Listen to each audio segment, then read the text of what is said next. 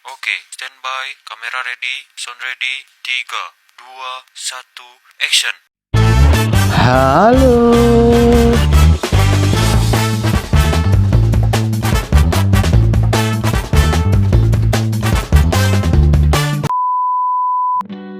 Assalamualaikum warahmatullahi wabarakatuh. Perkenalkan, nama saya Muhammad Tidar dengan NPM 010125112889.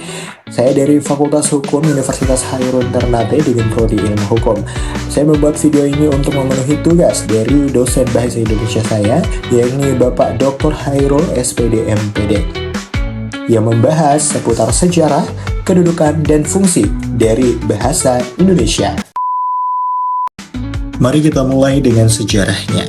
Cikal bakal bahasa Indonesia adalah bahasa Melayu. Sejak abad ke-7, bahasa Melayu telah berfungsi sebagai lingua franca atau bahasa perhubungan dan perdagangan di seluruh Nusantara. Bahasa ini mudah diterima karena tidak memiliki tingkat tutur, sehingga memudahkan komunikasi antara suku, pulau, dan pedagang. Bukti sejarah ini ditemukan dalam prasasti-prasasti berbahasa Melayu dan dari Kerajaan Sriwijaya. Nah, tonggak terpenting dalam sejarah bahasa Indonesia ada 3 nih teman-teman.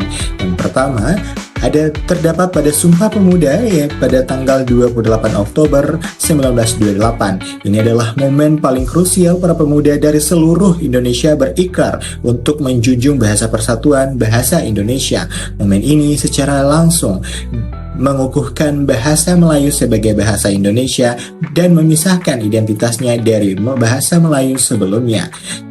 Kemudian pada Proklamasi Kemerdekaan 18 Agustus 1945, sehari setelah proklamasi bahasa Indonesia secara resmi ditetapkan sebagai bahasa negara dalam Undang-Undang Dasar 1945 pada pasal 36. Ini memberikan kedudukan hukum yang kuat bagi bahasa Indonesia sebagai bahasa resmi negara. Selanjutnya ada Kongres Bahasa Indonesia. Kongres ini diadakan secara berkala untuk membahas perkembangan, masalah, dan arah kebijakan bahasa.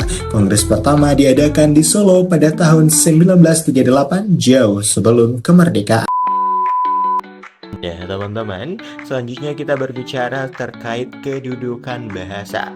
Secara umum, kedudukan bahasa dapat dibagi 2, yaitu kedudukannya sebagai bahasa nasional dan kedudukannya sebagai bahasa negara. Di Indonesia ini, contohnya, bahasa Indonesia kita memiliki 2 kedudukan tersebut yang diresmikan pada momen-momen penting dan bahkan masuk pada sejarah bangsa ini. Kalau tadi kita berbicara soal sejarah dan kedudukan, kini tiba saatnya kita berbicara terkait fungsi bahasa. Secara umum, fungsi bahasa ada 2, yaitu sebagai fungsi primer atau fungsi utama dan fungsi sekunder atau fungsi tambahan. Nah, untuk fungsi primer sendiri, contohnya sebagai alat komunikasi kita sehari-hari. Dan untuk fungsi sekunder adalah bentuk mengekspresikan diri, contohnya emosional, perasaan, dan sikap pribadi kita. Nah, intinya teman-teman, bahasa itu bukan cuman buat ngobrol. Dari zaman dulu sampai sekarang, bahasa itu kayak updatean yang terus berkembang.